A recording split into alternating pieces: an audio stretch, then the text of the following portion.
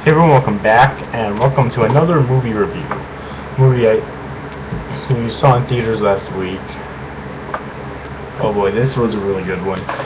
I saw Grown Ups 2 now. I saw the original Grown Ups back in theaters, and it originally came out, and I loved it. Adam Sandler is amazing as far as I'm concerned, and the Grown Ups series is no exception, alright? The cast included Adam Sandler as Lenny Feder, Kevin James as Eric Lamonsoff, Chris Rock as Kurt McKenzie, David Spade as Marcus Higgins, Nick Swanson as Nick, Stone Cold Steve Austin as Dennis Tommy Cavanaugh, Salma Hayek as Roxanne Roxy Chasefeder,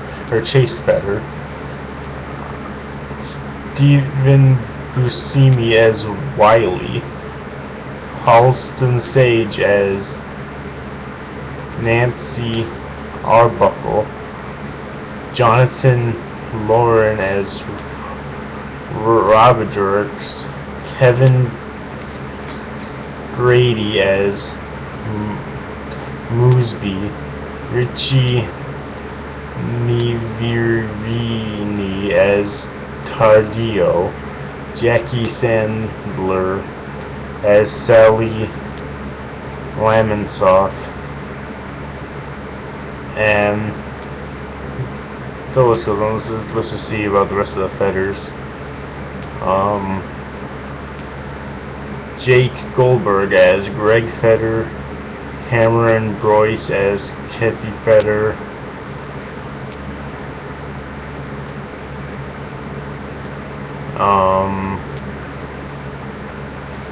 I think that's it. Yeah, that's it. Okay.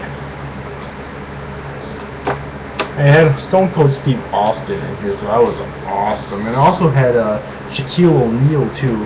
Hold on a second, I forget the character he played. Let me check real quick.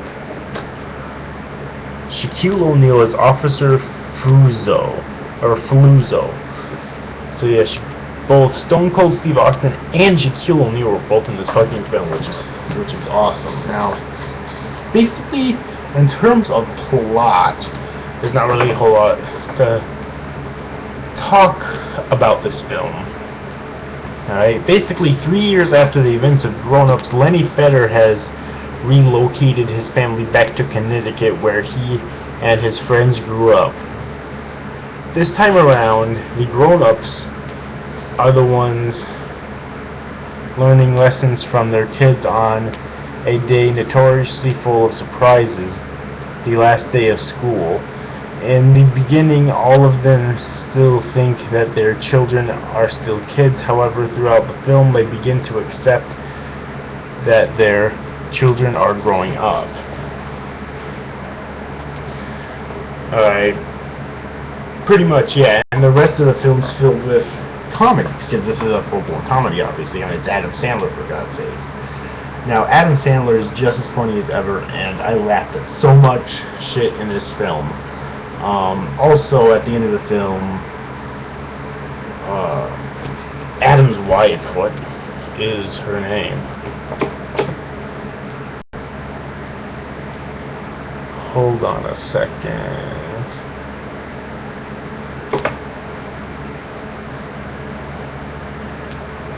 Yeah, Salma Hayek. Someone played her, Roxy.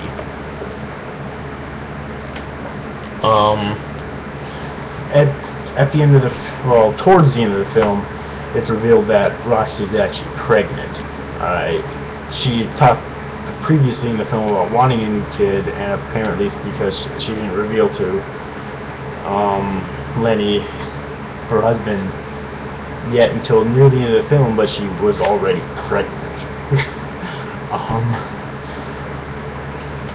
But yeah, this film is just so hilarious. One of my favorite parts is actually the dance recital, because of just, okay, that one fat dude who is one of Lenny's friends, I forget what his name is, but he's fucking videotaping the dance instructors dancing up there with the girls, alright? And you have those two fucking cops. One of those cops is the one played by Shaquille O'Neal, and the other one is his partner. Those two cops standing back there. The one played by Shaquille O'Neal is fucking dancing to it and shit. That's probably one of my favorite scenes in the entire movie. And other than that, though, there's not really a whole lot to say. These are the types of movies that it would seem to me that the writers don't really think when they're making movies. They just write joke after joke after joke after joke after joke, not really giving much pause for thought between them, and that's really the best way you can write a comedy. A comedy, alright, is just write joke after joke after joke after joke after joke. Don't pause, don't think, don't give any room for anything. Just keep writing jokes. And it seems to me, or at least it came off to me, that that's kind of the way they did it in this film. And I think that it worked out for the best, alright? This film was directed by Dennis Dugan and produced by Adam Sandler and Jack Puto.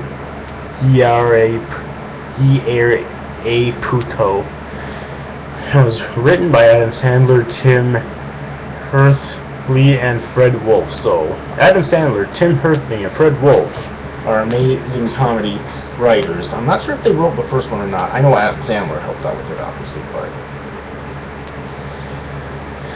still, though, I highly recommend this film.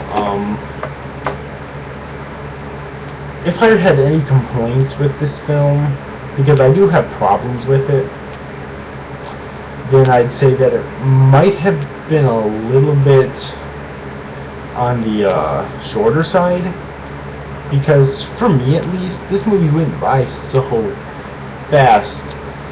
Alright, like, it really did. I felt like this, personally, that this movie went by so fast. Alright, and I'll probably, but my favorite scene in the movie was the final brawling scene. Basically, the Fetters,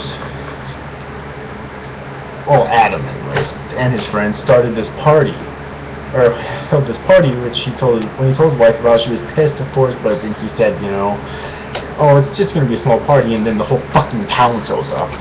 Okay, that's number one right there. She says it's gonna be small, and the whole fucking town shows up, pretty much. And then these fucking jocks show up to start a fight because of a scene that happened previously with Adam and his friend, or Lenny and his friends, showing up at their swim pool, I guess it was. And they made the argument, well, this was ours when we were kids, and we spent here all the time when we were kids, and then, the jock, and one of those, the head jock, actually, don't ask me how I know this, it's kind of creepy that I do, but I believe he actually played the wolf in the Twilight series. So, in the end, it was really nice to see him get his nuts stomped in, or eaten, as it were, from the deer. Yes, there's a deer in this film, too. Oh my god.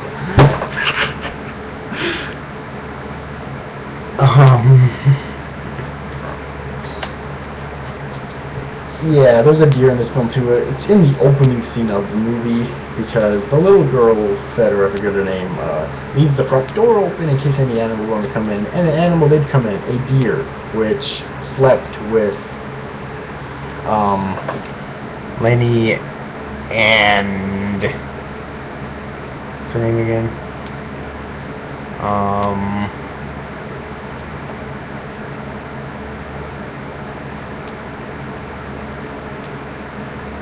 The fuck? Roxy. Slept with Lenny and Roxy in their bed.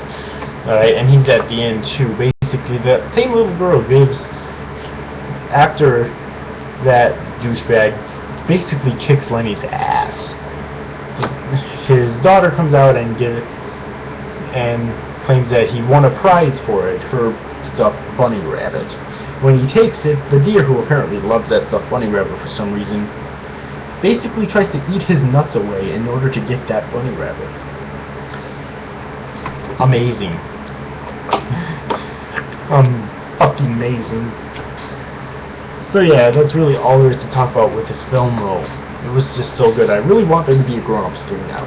Alright, I would be happy if they ended it off at a trilogy, but not with just 2 movies. It needs at least a 3rd one. I would be happy if they ended it there. Of course, the 3rd one will probably be so good it'll make me jizz in my pants, and then I'll want a 4th one, but that's neither here nor there at the moment. So really the only complaint I could come up with this film is the pace, or the shortness of it. I don't know if it's because of a lack of content or the pacing. It could be either or both of them, you know. But either way though, it did feel kind of short to me, so I'm going to give this movie a 9.5 out of 10, just simply because it felt kind of short to me. Alright? And it could have definitely been longer, I think. Really, I would have been fine with them dragging out that fucking final brawling scene between the party goers and the frat boys, which is what they were, actual frat boys. So yeah. But anyways, hope you enjoyed this review, guys. So you guys, thanks for watching. Bye bye.